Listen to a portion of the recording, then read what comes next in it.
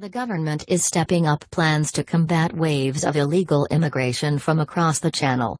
A new bill will be introduced to Parliament that will automatically strip illegals of any future right to permanently reside in the United Kingdom. The government is also teaming up with Denmark to tackle the pull factors by processing all unauthorized migrants offshore.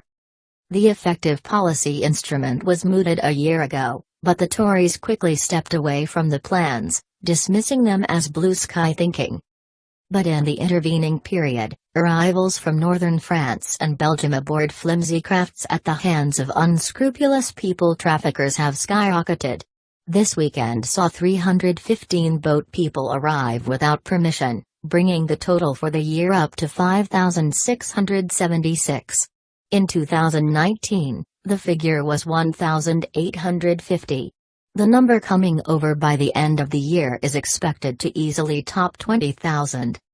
Home Secretary Patel has flattered to deceive as successive big statements have not led to any improvements on the ground. Earlier this month, it was discovered border force captains have volunteered to enter French waters to pick up migrants floating over from France. A £28 million handover to the French authorities to get them to properly patrol their side of the Channel has come to nothing. Downing Street appears to finally recognize the problem has to be dealt with. A couple of weeks ago, it was revealed the Prime Minister had blasted Patel for not getting her act together. What the F is the Home Office doing? Boris is reported to have raged. The Times reports the PM is backing the comprehensive new plans. The new Nationality and Borders Bill to be introduced this week will narrow protections for wandering migrants in addition to processing them offshore. Illegal migrants would automatically be unable to apply for permanent residency. Their best possible outcome would be temporary leave to remain. They would also be denied benefits and regularly assessed for removal. Denmark's left-leaning government has heeded voters' calls for a tough immigration policy. At the beginning of the year, it announced Syrian migrants would be sent home. Naturally, bureaucrats pushed back and were ignored. Danish officials have already been dispatched to Rwanda to put an effective solution in place. A memorandum on asylum and migration has been signed with a view to a processing center being established. "We've had conversations to see what the Danes are doing," said a government source. Rwanda is one of the few members of the Commonwealth that was not previously a British colony, having joined in 2009.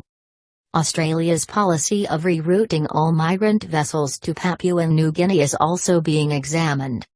Having previously abandoned the option of filtering migrants outside of Britain and ensuring they don't breach the nation's sovereign borders, there is skepticism of any intent. But another source confirmed to the Times the provisions are in the bill. "It's a pretty strong sign of intent," they added.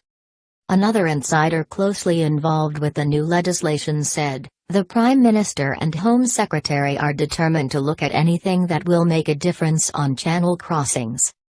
The numbers have a psychological and political impact that goes far beyond the actual numbers involved. The idea that people are coming in apparently at will, even if it's a relatively small proportion of immigration to the UK, doesn't exactly give the impression we're in control, especially when people are washing up in dinghies. The only way to really tackle this problem is to tackle the pull factors, which is what the ideas around offshore processing and the presumption that if you cross illegally then your asylum applications are going to be treated less favorably than legal routes are about." Initial plans to reform Britain's broken asylum system, published last month, were attacked by Labour for lacking compassion. Offshore processing is an act of cruel and brutal hostility towards vulnerable people, said the distressed head of a refugee charity.